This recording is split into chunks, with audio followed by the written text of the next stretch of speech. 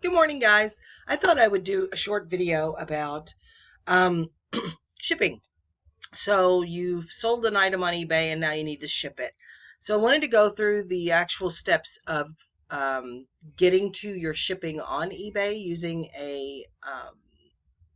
your computer, and then also how to pack something so that hopefully it reaches the buyer without being broken. So that's what we're going to show today. Excuse me, there'll probably be a couple of pauses in this video because I'll probably cut out a little bit of um, my messing around trying to get everything together. So, but I'll try to explain everything as we go. So what you're looking at now is my eBay page. I do not use Seller Hub. I know other folks do, but this is how I go to my shipping when I need to ship an item. This might not be the most efficient way. I've never had anybody teach me a better way. This is how I taught myself to do it, and this is how I'm going to show you to do it. So go to my eBay tab, and I go down to selling.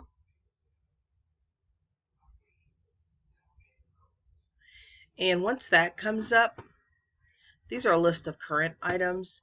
I want to go over here to the left under the selling manager and click awaiting shipment. So you see here that I've got 4 things to ship.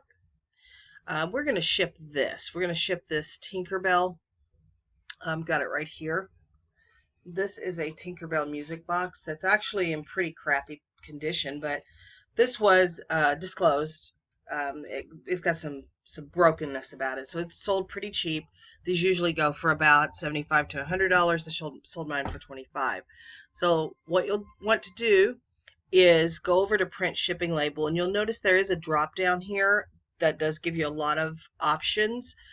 We are just going to use the print shipping label link.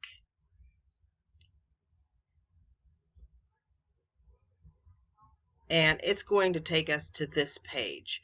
So as you can see, if you look right here, this tells you that this item is going to ship out of the country using the global shipping program. The global shipping program, if you're unaware, allows you only to deal with the local shipping of shipping it from wherever you're located to the eBay hub in Erlanger, Kentucky. And they handle shipping it to the person in the country that it's going to.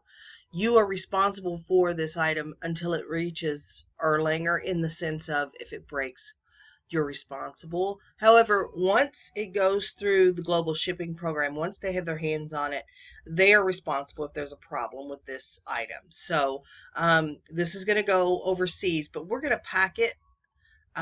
So we're going to pack it so that it will make that trip. So if you look, it's got some pretty some items like kind of hanging off of it that might easily break. So the first thing that I want to do with this item is I'm going to wrap it in stretch. This is actually just saran wrap. You can buy the expensive stuff.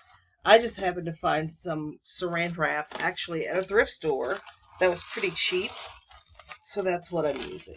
And I'm doing this because that way, if this breaks and shatters, the customer won't have to deal with those tiny little shards, because it'll be sealed in saran wrap. So let's see that. So now we've got it wrapped in shrink wrap. This is shrink wrap. It's not, or a stretch wrap. Shrink wrap is something different. Shrink wrap, you would use a heat gun to make it conform to the item. But we're not going to do that. We're just going to do some stretch wrap. Once I've got that done, I'm going to use this large bubble wrap. You can see that it's pretty big bubbles. You get this at Home Depot. It's about $20 for 125 square feet. And I find that's a pretty good deal, especially if I'm shipping something that I absolutely have to protect.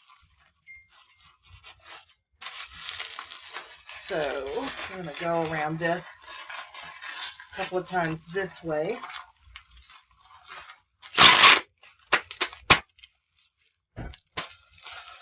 So I've got a little bit around it that way.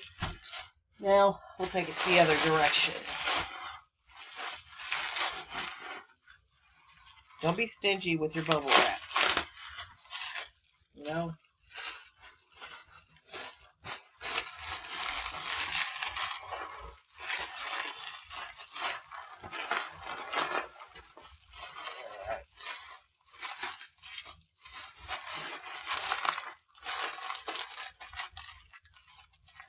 And I'm using this method that I watched a video to learn how to ship bigger, bulkier things. I've used this method on some larger vintage electronics. I learned that actually from a video from Chad Pagel, who is a wonderful seller. He has his own video channel called Golden Finger Picker. And if you follow him, you're going to get all kinds of information about every aspect of selling, right on down to, working that home-work balance. Because even though you work for yourself, you can still become consumed with your work and not spend enough time with your family. So the top here is pretty good, but I can still feel some edges here, and I don't like that. So I'm going to take some of this bubble wrap, and I'm just going to go around the bottom just to give it some extra protection down there. If you don't have a Home Depot near you, you can order bubble wrap like this online. I just like sourcing it locally because if I run out, I can always go out and get some. So I'm just going to put that piece that I just pulled off across the bottom here and take this on. What we'll end up doing, putting this in a box with some void fill. You can use whatever kind of void fill you have. Some folks use newspaper. I tend not to. Did when I first started, but I tend not to use it now because I find that the ink can rub off. It's messy for the customer, and it doesn't provide as good protection as you would think. So I do use newsprint. So I'll use these sheets of newsprint. And I'm going to crumple these and put them in this box. And this box is too big for this item, but we're going to cut this box down. So if you'll just excuse me, I'll grab some paper here.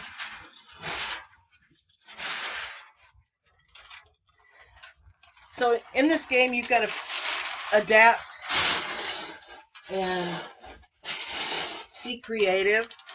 I buy these sheets, as you can see, these large sheets of paper, and they were just hard to manage. So actually what I did was I bought a quilt rack, if you know what one of those is. Kind of shaped like this, and it's usually made of wood. And you hang your quilts on them in your bedroom. And it actually works pretty well to hold the paper.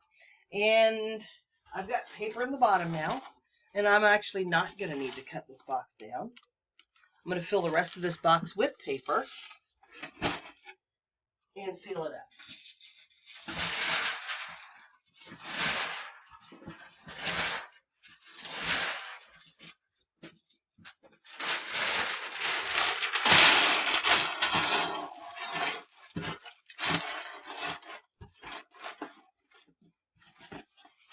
So right here is where you're going to make a critical choice.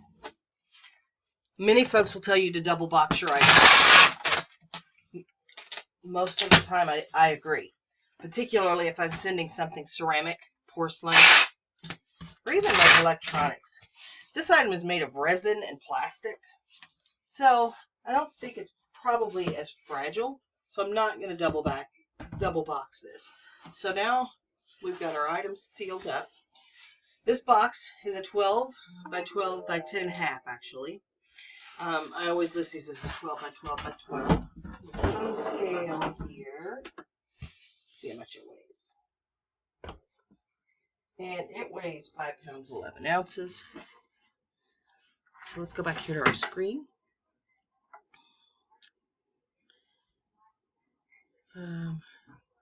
She has paid, if you look right here, she has paid for priority shipping, and that's what we're going to send it. So let's go in here. If you need to change your dimensions, we'll go ahead and change this to a 12. I'll go ahead and change that to a 12. What I have done is these are our dimensions. This is a box that's a 12 by 12 by 12. It's actually a 12 by 12 by 11. Excuse me. This box weighs 5 pounds, 12 ounces. Really doesn't matter because they're gonna round up to 6 pounds when they bill you. This is a a priority package. There are other options, but we're not going to use any of those. And we're going to calculate our shipping. This is what it will cost for me to send my item to Erlanger, Kentucky. As you can see, it's less than the buyer paid because you do get a discount. And it shows your discount right here. So you are getting a discounted shipping, excuse me. This box, if you want to, I never do, even when I pay more for shipping, because I've miscalculated what shipping will cost. We'll display whatever you paid for shipping on the label. I never check that. They don't need to know. So you will just click the continue. And it will ask you where this was made. I think it was made in China, but I'm not sure, so I'm not going to put anything. And if everything is correct and everything is the way you want it, you can click this button, and now the money will be taken out of your PayPal account. You'll hear my phone go off because I'm getting an alert that it's been taken from my PayPal account.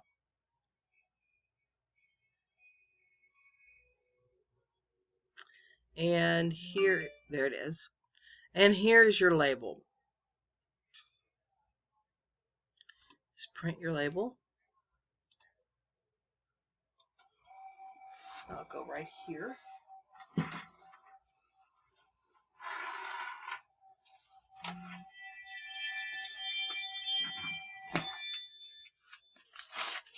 And there's my label. I actually printed on this 2-label sheet, but I'll reuse this part of the label.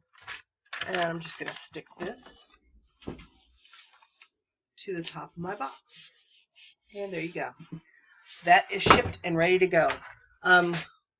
When you are shipping items, make sure that you always give the customer the shipping that they paid for, unless you are upgrading them.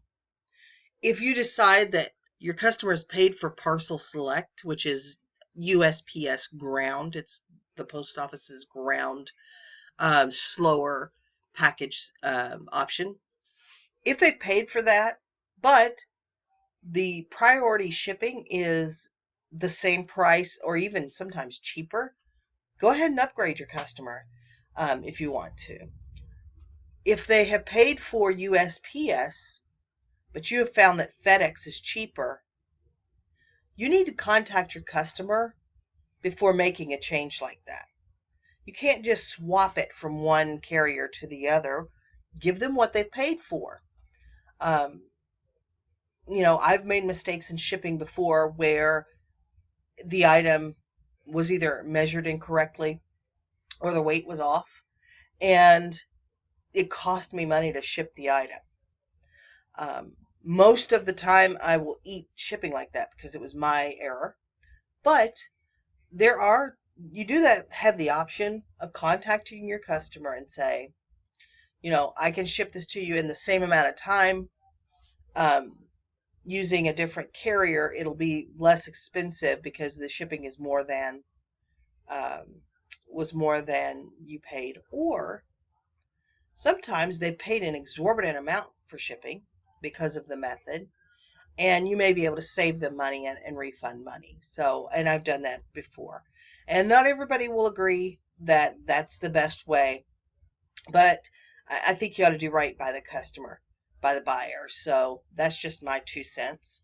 The shipping supplies, the box that you saw, I bought at Walmart, and boxes are also available for purchase at Home Depot. U-Haul, I think, has them for a pretty inexpensive price.